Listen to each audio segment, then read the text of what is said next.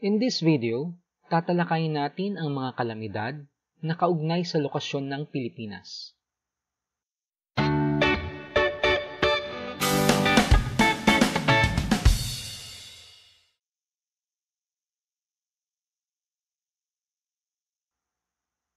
Lokasyon ng Pilipinas. Ang Pilipinas ay matatagpuan sa Timog Silangang Asya at nasa kanluran ng Karagatang Pasipiko. Tingnan ang mapa. Makikita dito ang Pilipinas. Nasa Timog Silangang Asya at nasa kanluran ng Pacific Ocean. Dahil sa geographical na lokasyon ng Pilipinas, masasabi natin na ang Pilipinas ay kabilang o nasa Pacific Ring of Fire. At ang Pilipinas ay nasa isang tropical cyclone basin. Ano-anong mga ito? Pacific Ring of Fire. Ang Pacific Ring of Fire ay hanay ng mga aktibong bulkan at mga trench palibot ng Pacific Ocean. Ito ay tinatawag rin na Circum-Pacific Belt. Tingnan ang mapa. Makikita dito sa bahaging ito ang Ring of Fire. Ito ay nakapalibot sa Pacific Ocean. At ang Pilipinas, nandirito, ay bahagi ng Pacific Ring of Fire. Sa bahaging ito ng mundo, madalas ang paglindol at pagsabog ng bulkan. Ganito ang nangyayari sa Pilipinas. Madalas na paglindol at may mga pagsabog ng bulkan.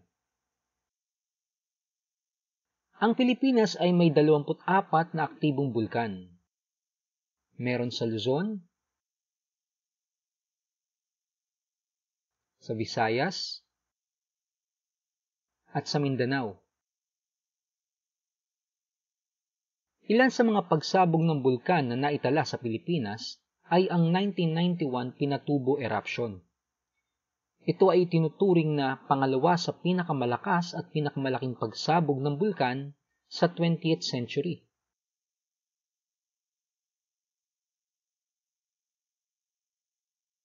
Sunod, 2020 Taal Eruption.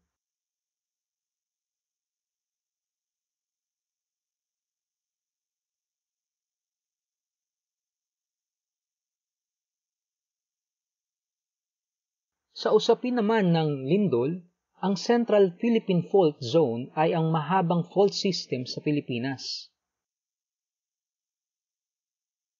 Tingnan ang mapa. Ang mga pulang guhit na makikita ay kumakatawan sa mga fault system. Makikita dito na mahaba at marami ang fault system dito sa Luzon. Ang Central Philippine Fault Zone ay nagmumula sa Luzon, pababa ng Visayas, hanggang sa Mindanao. Ito ang tinuturing na sanhi at pinagmulan ng mga malalakas na paglindol sa Pilipinas, tulad ng 1973 Ragay Earthquake sa Camarines Sur, ang 1990 Luzon Earthquake na nagmula sa Nueva Ecija, at ang 2003 Masbate Earthquake sa Masbate. PHIVOLCS, Philippine Institute of Volcanology and Seismology. Ang ahensyang ito ang nagbibigay ng ulat hinggil sa mga lindol, tsunami at pagputok ng bulkan. Anong mga dapat tandaan kapag may lindol? Sa loob ng gusali, duck, cover and hold, plus loop. Ibig sabihin, hindi ka dapat pumikit habang naka-duck, cover and hold ka. Kailangan, mahalaga na nakikita mo ang nangyayari sa paligid mo habang naka-duck cover and hold ka. Pagkatapos, lumabas at pumunta sa isang ligtas na lugar. Sunod, sa labas ng gusali. Lumayo sa mga poste, linya ng kuryente, puno, gusali, o iba pang strukturang maaaring bumagsak.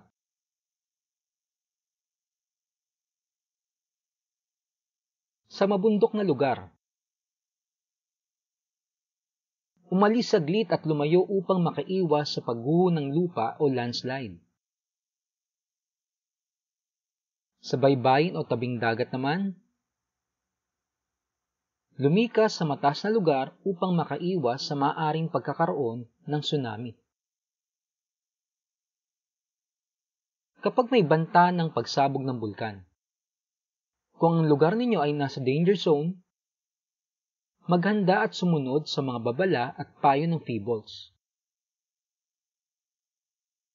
Nabanggit rin natin na ang Pilipinas ay nasa isang tropical cyclone basin. Ano ang tropical cyclone basin? Ito ay rehiyon sa mundo kung saan nagsisimulang mabuo ang mga bagyo. Tingnan ang mapa.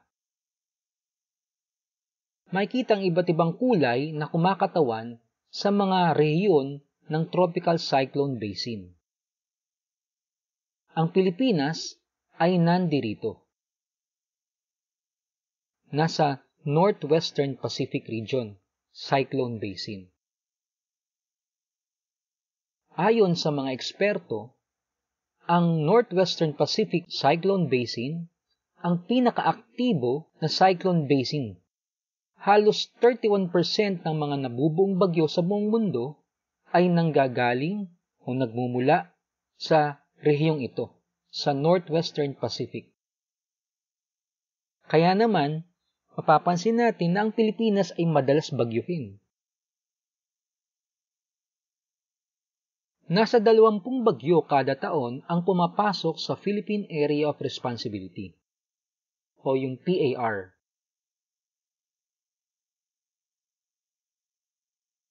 Ang Philippine Area of Responsibility ay bahagi na kung saan nakamatsyag at nakasubaybay ang pamahalaan sa mga nabubuo at pumapasok na bagyo. Kapag ang isang bagyo ay nakapasok na sa Philippine Area of Responsibility, binibigyan ito ng pangalang lokal.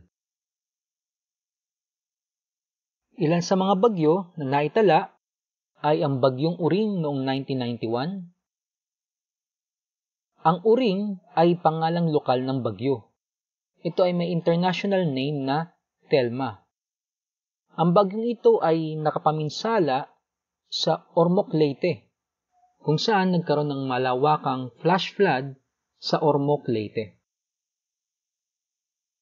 Isa pa ay ang bagyong Sendong noong 2011.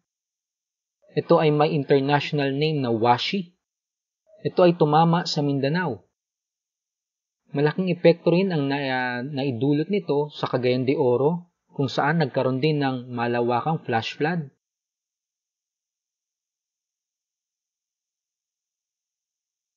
Ang bagyong Yolanda, 2013. Ang international name nito ay Haiyan. Ito ay isang super typhoon category 5. Nagdulot ito ng malaking pinsala sa bahagi ng Leyte, sa Tacloban, Leyte at sa Samar at sa iba pang bahagi ng Visayas.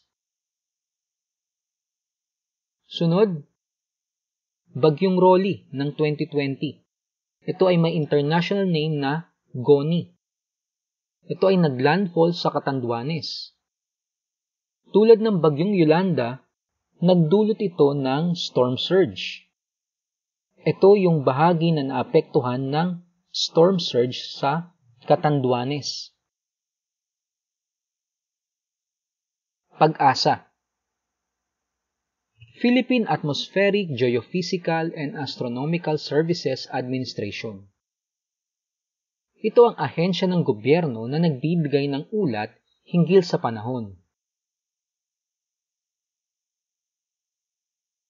Anong mga dapat tandaan kapag may thunderstorm o paparating na bagyo? Una, sumunod sa babala at payo ng pag-asa.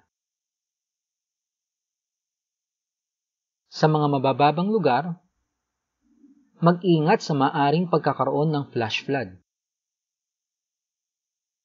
Ano ang flash flood? Ito ay mabilis na pagragasan ng tubig galing sa isang mataas na lugar o kaya naman sa mga umaapaw na ilog. Kapag nasa mabundok na lugar, mag-ingat sa maaring pagguho ng lupa o landslide. Ito ay ilan sa mga landslides noong may bagyo. Ang una ay noong 2020, Typhoon Ulysses, landslide sa Catanduanes. Ito naman ay 2018, Typhoon Rosita sa Natonin Mountain Province.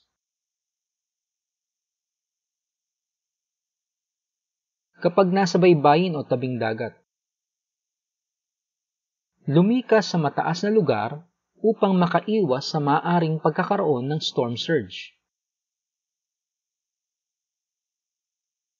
Ano ang storm surge? Ang storm surge ay malakas sa pag-agos ng tubig mula sa isang anyong tubig, tulad ng dagat o lawa. Makikita sa litrato ang nakunan na storm surge nung panahon ng Bagyong Yolanda. Ang storm surge na ito ay nangyari sa Hernani, Eastern Samar. Nasaan ang Hernani, Eastern Samar? Nandito yon, Hernani, Eastern Samar. Mapapansin na nasa tabing dagat. Dahil sa umiikot na hangin ng bagyo, itinutulak nito ang tubig dagat papunta sa direksyon ng nakaayon sa hangin nito. Kaya naman dito sa Hernani, papunta doon sa dalampasigan ang hangin. Kaya daldala nito ang tubig dagat. Mas lalong matindi ang nangyari dito sa Tacloban. Mapapansin na ang Tacloban, nandito, ay nasa dulong bahagi o nasa loob na bahagi ng isang parang embudo ng Leyte at ng Samar.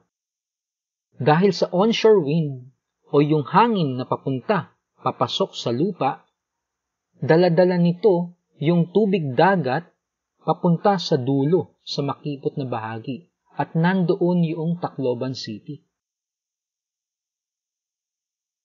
Kaya naman matindi ang pinsala sa Tacloban. Makikita sa litrato na tinangay ng storm surge ang barko sa lupa. Bulubundukin. Ano ang kahalagahan ng mga ito? Makikita sa litrato ang Cordillera at Sierra Madre. Ito ay mga bulubundukin sa Luzon. Makikita sa mapa ang dalawang bulubundukin sa Luzon. Ang Sierra Madre na nasa silangang bahagi ng Luzon, nagmumula ito sa Cagayan, pababa ng Quezon. Ang Cordillera naman ay nasa gitna papuntang kanlurang bahagi ng Luzon, mula sa Abra, pababa dito sa may La Union at Benguet. Napakahalaga ng mga bulubunduking ito sa katangiang heograpikal ng Pilipinas. Ang mga bulubunduking ito ay natural windbreaker o likas na tagasangga ng hangin. Maraming mga bagyo na dumadaan sa Luzon ang unti-unting humihina, nababasag yung sirkulasyon ng hangin ng bagyo dahil sa pagtama nito sa mga bulubundukin ng Sierra Madre at ng Cordillera. Ngunit ano ang nangyayari sa mga ito? Unti-unting nauubos ang mga puno, ang mga kagubatan sa mga bulubunduking ito. makikita sa litrato ang bahagi ng Cordillera sa binggit. Ito naman ang bahagi ng Sierra Madre. Makikita dito ang epekto ng kaingin sa Ipo watershed sa bahagi ng Bulacan at Rizal.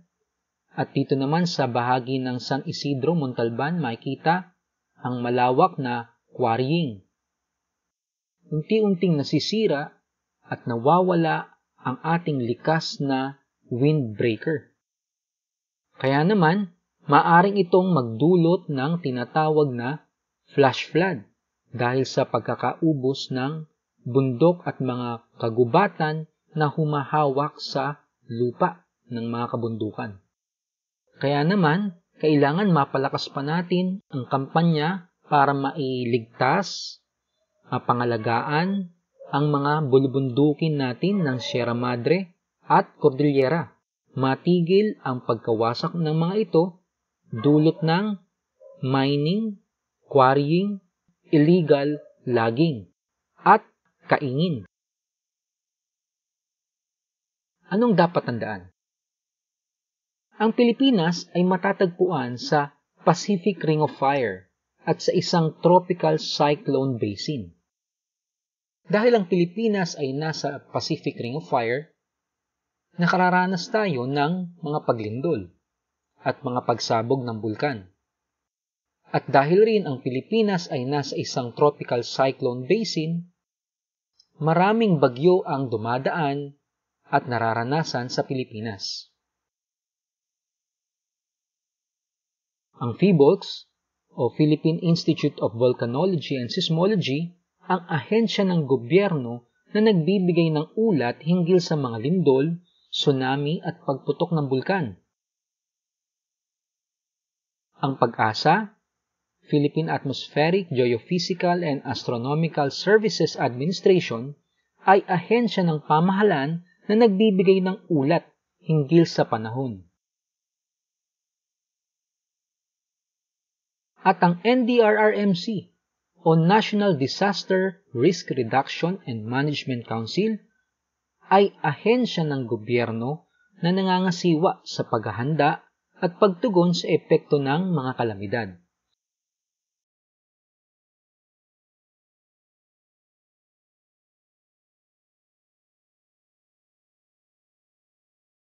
Kung may natutunan ka sa video ito, like this video. Don't forget to hit subscribe and hit the notification bell para notified kayo sa mga susunod na videos.